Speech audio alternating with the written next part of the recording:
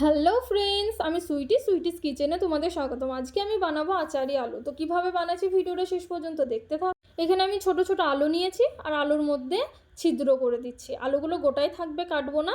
আলুগুলো ছিদ্র করে দিচ্ছি যাতে মশলাগুলো খুব ভালোভাবে ঢোকে আর ভালোভাবে সেদ্ধ হয়। এখানে আমি একটা ফ্রাইং প্যান নিয়েছি। এটাতে আমি 1 টেবিল চামচ ধনে দিলাম, 4টে শুকনো লঙ্কা, 1 টেবিল চামচ হলুদ সরিষা, 1 টেবিল চামচ গোটা জিরে,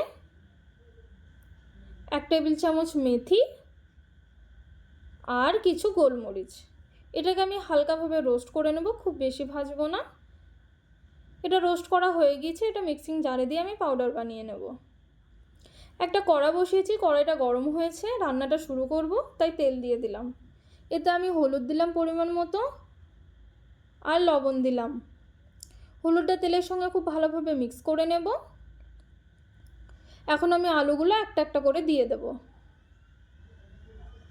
আলুগুলো দেওয়া হয়ে গেছে, একটু নাড়াচাড়া করে আলুটা ঢেকে আমি 10 মিনিট কুক করে নেব। আলুটা ঢেকে দিয়েছি, 10 মিনিট হয়ে গিয়েছে। দেখো আলুটা প্রায় আমার 50% সেদ্ধ হয়ে গিয়েছে। আলুর মধ্যে যে এক্সট্রা অয়েলটা দেখতে পাচ্ছ, অয়েলটা আমি কিছুক্ষণের মধ্যে উঠিয়ে নেব।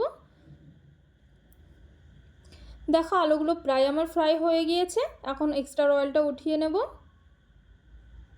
দেখো আমি এর মধ্যে এক্সট্রা অয়েল উঠিয়ে যতটুকু পরিমাণ লাগবে অয়েল ততটুকুই রেখেছি। এখানে আমি একটা পেঁয়াজকে কেটে রেখেছিলাম, সেটা হালকা রোস্ট করে নেব আলুর সঙ্গে। কিছু রসুনের কোয়া আর কাঁচা লঙ্কা কেটে রেখেছিলাম, এখন রসুনের কোয়াগুলো দিয়ে দেব।